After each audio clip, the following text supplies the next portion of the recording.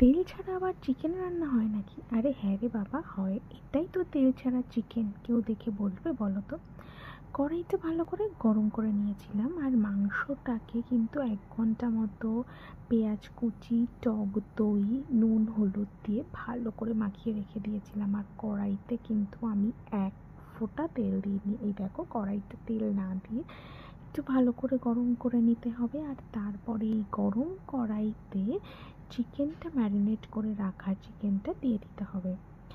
আর যখন আমি চিকেনটা দেবো কড়াইতে, তখন কিন্তু গ্যাসটা একদম কমিয়ে দিয়েছিলাম, কারণ যেহেতু কোনো তেল নেই, তাই জন্য গ্যাস কমিয়ে না দিলে কিন্তু লেগে যেতে পারে চিকেনটা, সেই জন্য ওটাকে কমিয়ে দিয়েছিলাম। তারপরে কিছুই না, মাংসে কী লাগে সে তো তোমরা সবাই জানো। পেঁয়াজ বাটা, আদা বাটা, পেঁয়াজ নয়, রসুন বাটা, আদা বাটা আর লঙ্কার গুঁড়ো। আর যেহেতু আমি তেলটা ছাড়াই চিকেনটা রান্না করেছিলাম, সেই জন্য আলুটাও কিন্তু ভাজিনি, আলুটাও না ভেজেই দিয়ে দিয়েছিলাম। মানে একদমই তেল ইউজ করা যাবে না মাংসে। এটা হচ্ছে একটা হেলদি মাংস রান্না।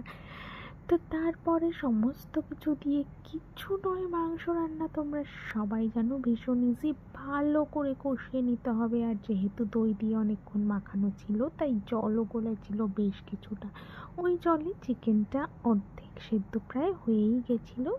ভালো করে কষিয়ে নিলে সেই জলটা মরে গেলে ওখানে একটু এক্সট্রা জল অ্যাড করে ফুটিয়ে নেব, কাঁচা লঙ্কা দিয়ে নামিয়ে নেব।